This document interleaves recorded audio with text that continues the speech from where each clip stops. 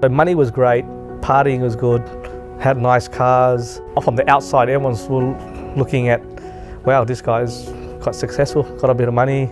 Truly there, I wasn't satisfied. I wanted to be successful, but not in a criminal kind of way.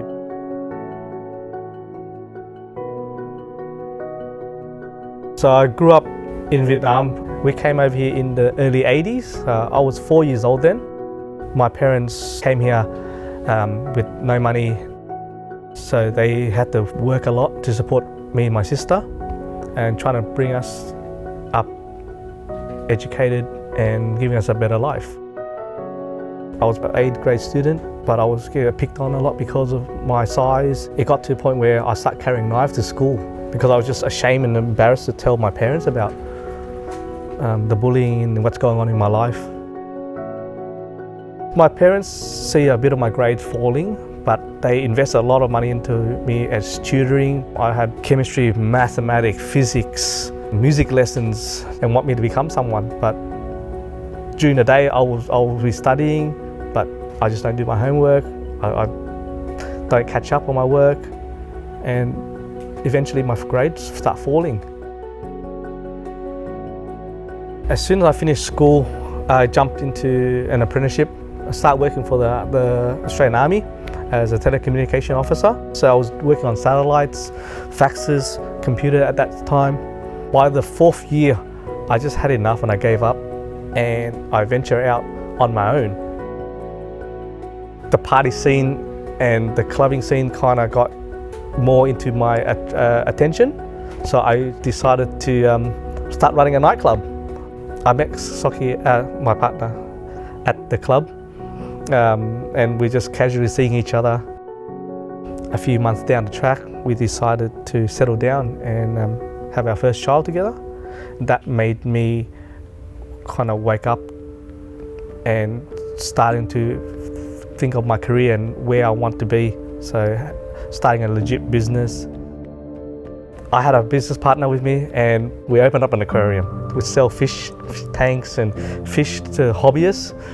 We were running the business, and then our second child starts coming in the picture.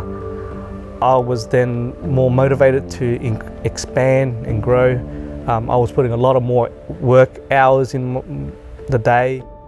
My relationship breakdown as I spent less time with the family and more onto my business and to work. By the 3rd child, everything was just downhill for me. I didn't care what she felt or what she wanted. My goal was to make as much money as I can and provide for them. And I thought money would solve everything. I was getting fatigue, stress. I was starting looking into using drugs, caused her to resent me and doesn't want me to be home, and we didn't feel like a family no more.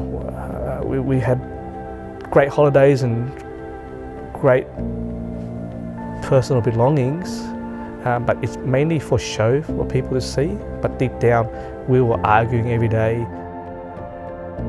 The lowest point of my relationship was when the day my partner took all the kids and packed their belongings and walked out the front door. So we decided to seek for a marriage counsellor.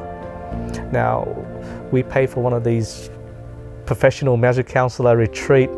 I think it was like $3,000 we paid for it. 3 nights. By the end of the 3rd night, the marriage counsellor telling us, mate, I think you guys need to separate. You are not meant to be with each other. So we kind of lost hope. A friend of us was talking to my partner at that time, was saying there's a little marriage seminar down in our local church. So we said, you know what, we've got nothing to lose. I just spent $3,000 already, so let's do it. We finished the seminar, we had a chat between each other, and my partner was saying, you know what, I want Christ in my life. And I said, okay, I'll come and join with you and see where we go. You know, in my head, I'm a Buddhist, like this will never change me. By the 3rd service at the altar, the pastor was preaching and just asking us to repent. I just felt something stirring in my heart, saying, you know, like, put your hand up and repent and say sorry. Tears was coming out of my eyes. I don't know why, and just surrendered and submitted and go, you know what, there must be a God, there must be Jesus. That was the day I surrendered. God at that time was probably preparing me and repairing what that was broken inside me, and also laid a path, showing me what I can be as a father, as a loving husband, as a great provider. We did official marriage. From then we start building and just living our life with God on our side now.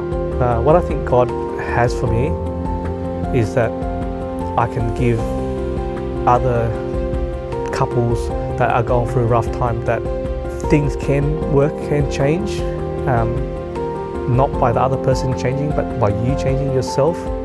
If I submit to God, my wife will submit, then my kids will submit. So there is an order in our family now.